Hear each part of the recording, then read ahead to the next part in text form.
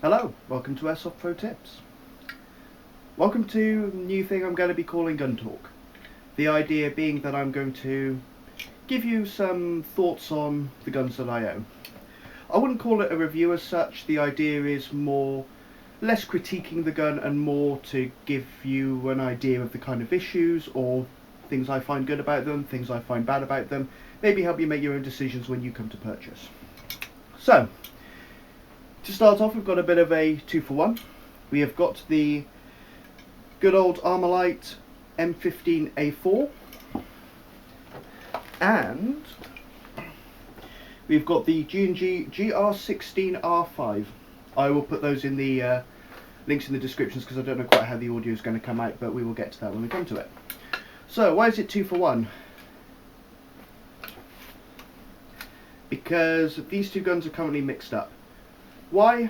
I will get onto that in a second. So, here's what we are currently using. This is the Classic Army lower and the G&G upper. The two aren't supposed to go together, but they do with a little bit of tweaking, bearing in mind they're both built off the standard M16 and M4 designs. So they do go together, but like I say, you need to do a little bit of tweaking if you're ever planning on doing this yourself. Also, the charging handle doesn't work anymore because it doesn't have the rails in the right place as it does on the Classic Army to the G&G. So, what's this gun like then? As a hybrid, it's fine, it does the job, it isn't anything special. What about the Classic Army? Now, Classic Army, the M15 even. Yeah, the M15. First gun I had. Little bit expensive for your first time gun. I mean, mine cost me, I think, £300 in this country. Was it a good gun? Not especially, no. Okay. Now, part of the reason for that, now I don't remember if I've mentioned or not before, but it was implied to me that the gun may have actually been reconditioned. So, whether that is true or whether that is not, I bought it was under the impression that it was a brand new gun. I took it to a shop different to the one I bought it from, who basically said, well, this gun's been through a lot of use. At which point I said, no it hasn't, I've had it for less than a year. And they said, well, it's got a lot more use than that out of it because it shows signs of having been taken apart and put back together several times, and of course it was a gun that I had personally never taken apart, so someone at some point has taken it apart and put it back together, which is why we suspect it was a reconditioned. Now, my issue with it was always a little bit on the range side, in that it always seemed to fall short even when the hop-up was at full. But, like I say, I wouldn't attest to that being to the quality of the internals because, well, as I say, it was it may well have been theoretically reconditioned. So, what happened to it? It broke. The gearbox shattered. Now again, I wouldn't put that down to the actual internals themselves because I had it upgraded. I'd had a replacement piston in it with a much more powerful spring.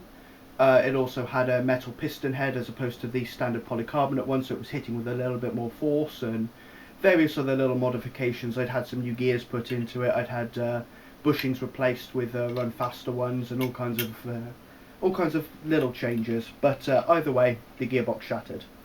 Now, it didn't help at the time I was running it with a C-Mag. C-Mags we'll talk about on another video, but essentially I was trying to use it more like a support gun rather than a assault rifle, and the gearbox just couldn't take it and eventually shattered. So, internals, they were okay. I've heard a lot of things about Classic Army. Some people will say, yeah, they're the best guns ever, they're totally worth the £300 odd you pay for them, etc, etc. Other people will say, oh, Classic Army, stay away from them, they're a bit rubbish, to be honest, they're just expensive and they break, etc, etc. But to be honest, I'd like to hear what your thoughts are. If you've ever owned a Classic Army, put a comment in the comments, and I would like to hear what you guys and girls have your own impressions. Now, in terms of internals, yeah, okay, mine weren't great, they were okay. But in terms of externals, the externals are beautiful.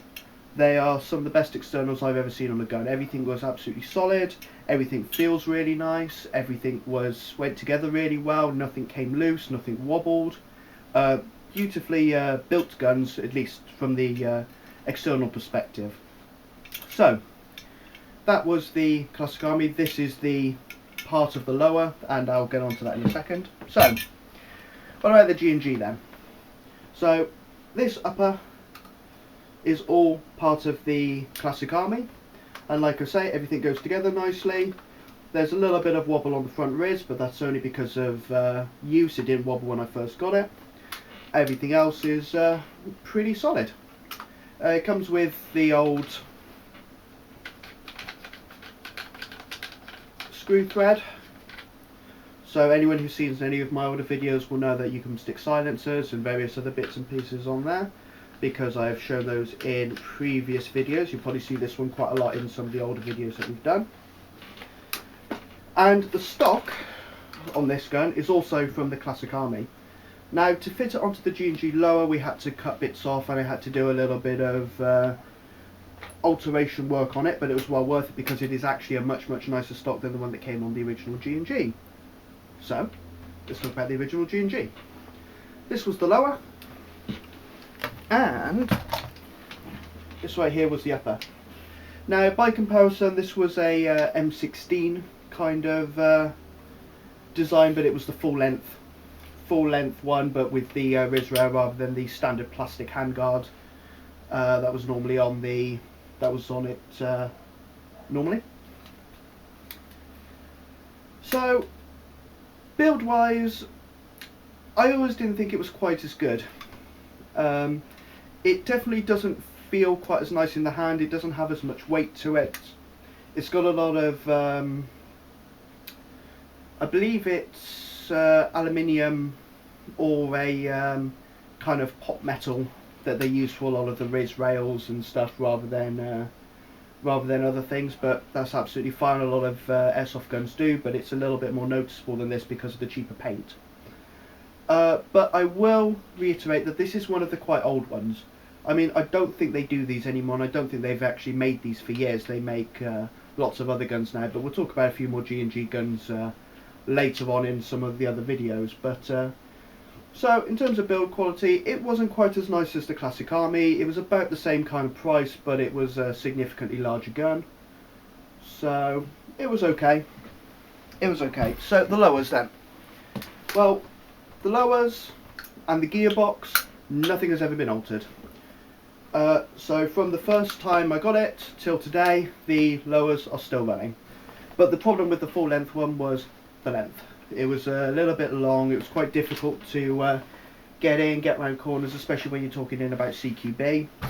So we had to go, swap the tops over, and that's all now good.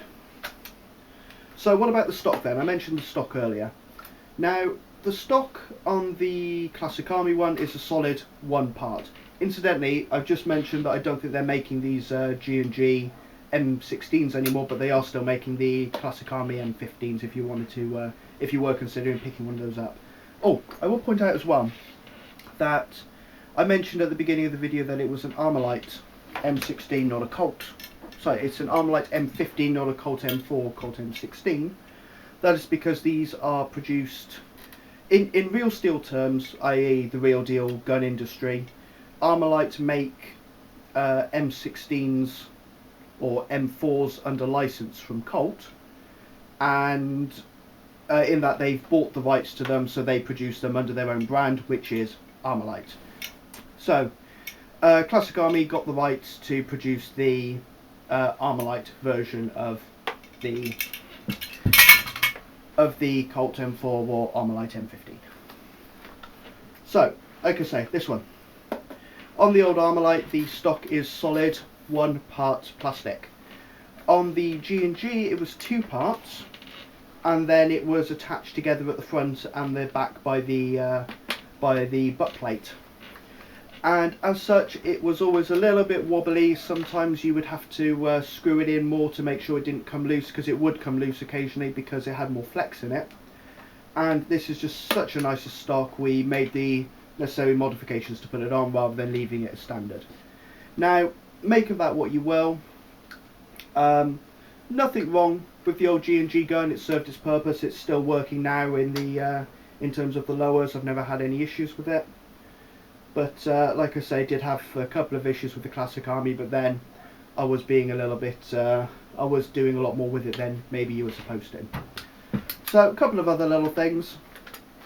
The G&G came with the nice little foregrip. This is the original G&G foregrip that came with the gun, and it's all very nice. It's moulded polymer. I wish the stock was quite as nice as the foregrip was, but who am I to say? It also didn't come with these. It came with solid rail protectors that you normally see on them, which is all well and good. They're a little bit fiddly to get on and off, but we'll talk about that in another video.